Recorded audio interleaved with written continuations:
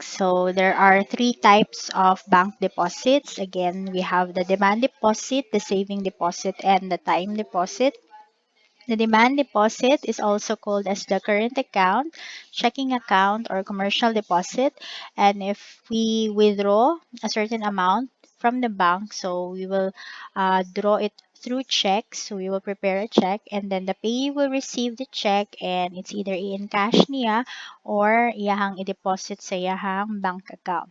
So these are non-interest bearing, while savings deposit, there's a passbook that will be given to the depositor, but nowadays, pwedeng wala na yung passbook, pwede na siyang ATM.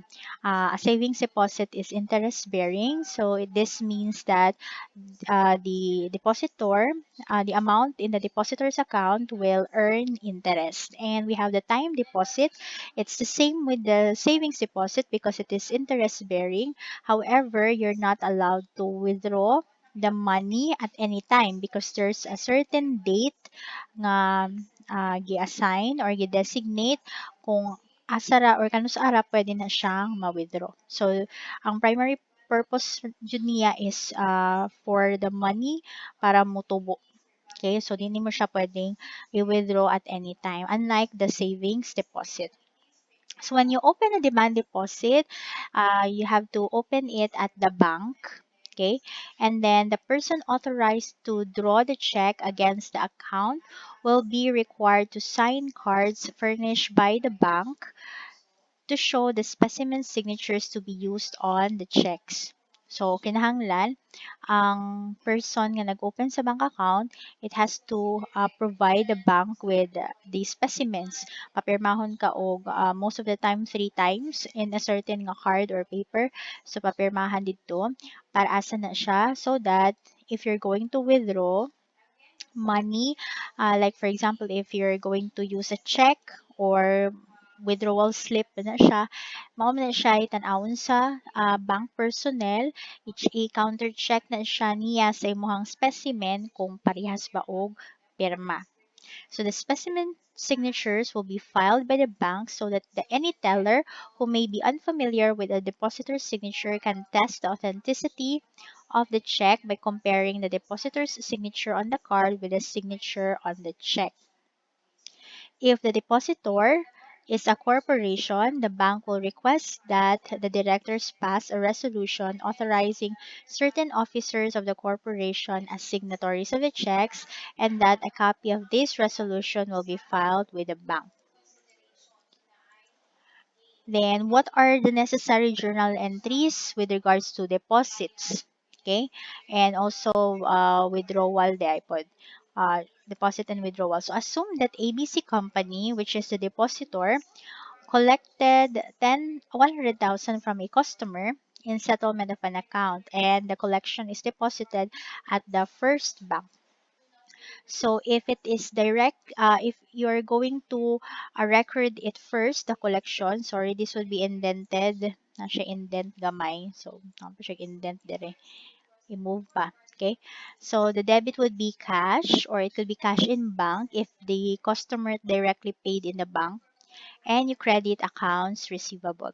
If you want to separate the cash on hand and the cash in bank, for example, you receive the money yun sa inyong store, so pwedeng ang debit kay cash on hand, 100,000 and credit accounts receivable. Then if you're going to deposit it in the bank or to the bank, so you will debit cash in bank and credit cash on hand. But kung imuha siyang simple entry lang siya, imong tapuon tong mga common nga debits and credits, so ang ending lang gihapon is cash in bank, credit accounts receivable kay ma-cancel out man ang cash on hand. Okay, so again, this has an indention, so wala lang siya na credit. Then on the bank's books, so once the bank will receive the money, so it will debit bank, cash and credit demand deposit account. Okay? So demand deposit account will be the general nga term for all the deposit accounts of its clients. But there will be a subsidiary ledger for each depositor. So ang entry sa bangko would be general demand deposit account, but ang ledger sa specific na depositor, mao siya i-update. So, kada depositor na kaugalingon nga ledger. So, silmi na siya kaugalingon niyang record. So, when the bank credits the account of the depositor, pag i-credit ni bank, so diri ha kaning bank nga side, okay? So, pag ihang i-credit ang account ni ABC, it means that there is a liability on the part of the bank towards its depositor. So ang naay utang si bank dahil si bank ang naay utang sa depositor. Nganong utang man na siya, ma'am? Because once the depositor deposits the money in the bank is now obliged to release the money in case nga ang customer mag-withdraw sa iyang kwarta. 'Di ba? For safekeeping man ang bangko, so kung kinahanglan na sa customer or sa client or depositor ang iyang kwarta, kinahanglan nga i-release na ni bangko. That's why naay liability. When the account of the depositor is increased, the same is credited. Okay, so this means that if the bank will credit the account of ABC, so the balance in the account of ABC company will increase.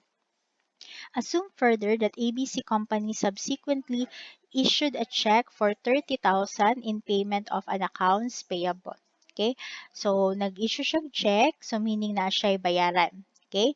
So, what will be the entry pag naibayaran? Debit accounts payable and credit cash or cash in bank. Okay?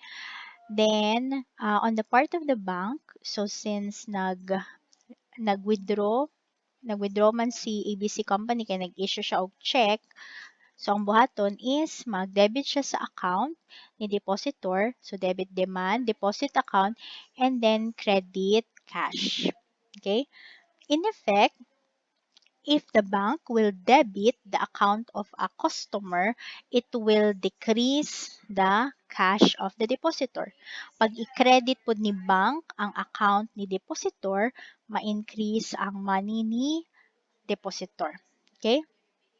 So when a check is being issued, the depositor is actually ordering the bank to pay the payee out of its deposit in the bank. Thus, when the depositor's account is decreased, the same is debited. Okay? Next, when a certain depositor will deposit in the bank or mag-withdraw siya, if mo coincide ang record sa iyang books, 'di ba? Naaman toy books sa depositor na po'y books sa bank. So kung mo coincide na siya, parehas ang record sa bank ug ang record sa book, so walay problema. So they are the same. So kung pila ang balance adto, mao toy gamiton nato as cash in bank.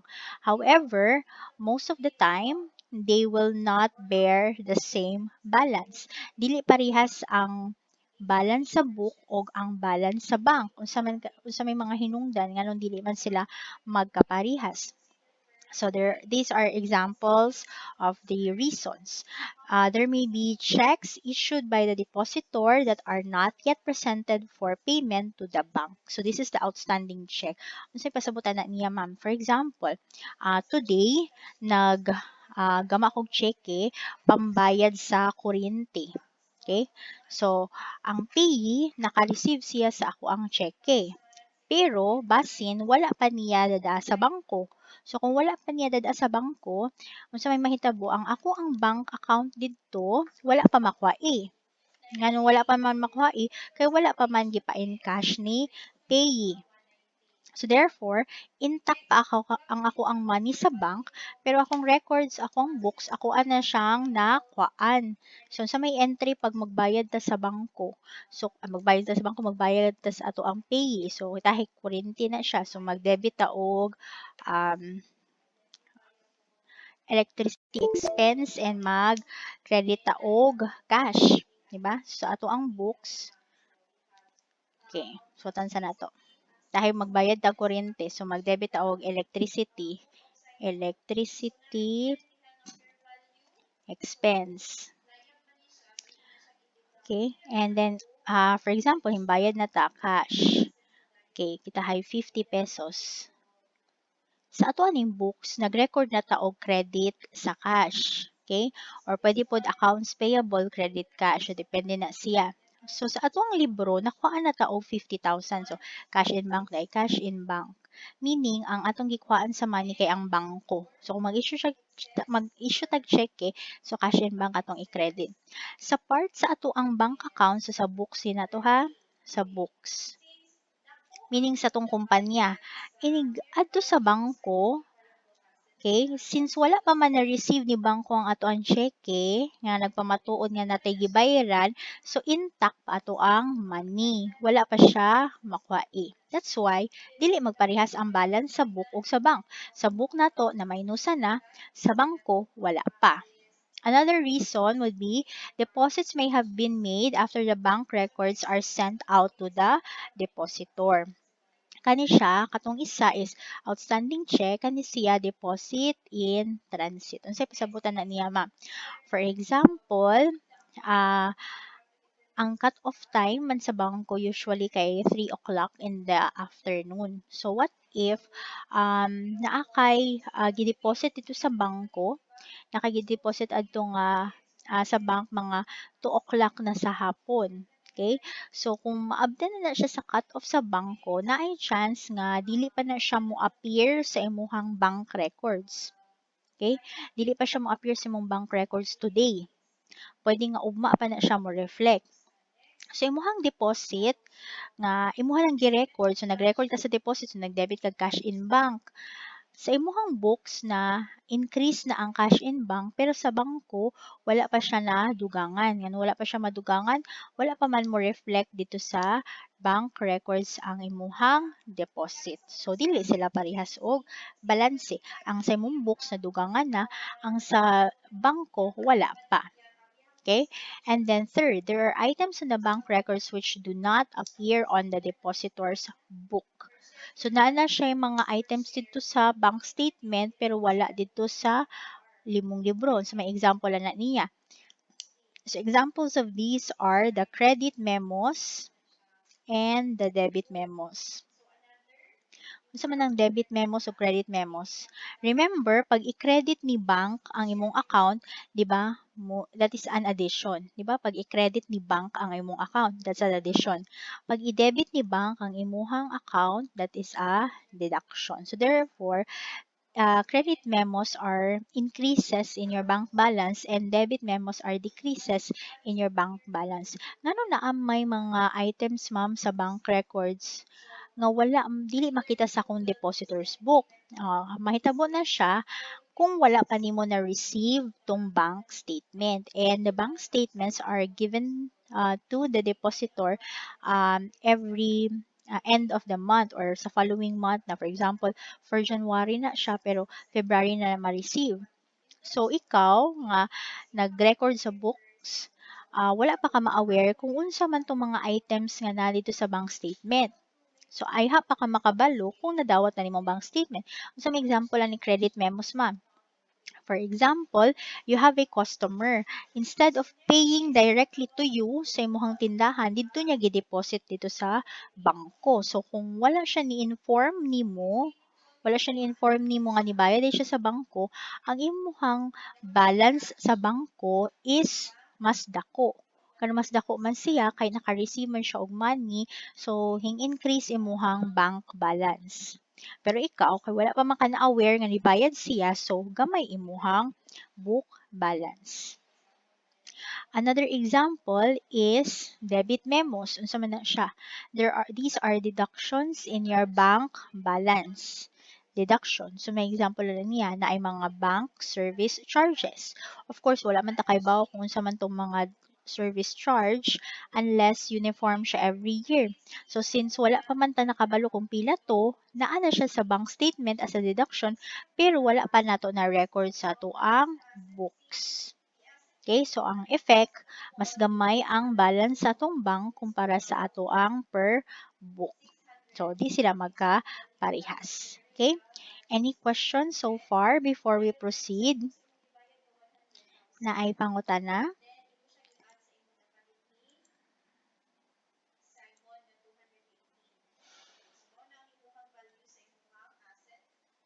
Are there any questions before we proceed? You can answer sa audio, sa microphone if you have question or you don't have any questions. Are there any questions?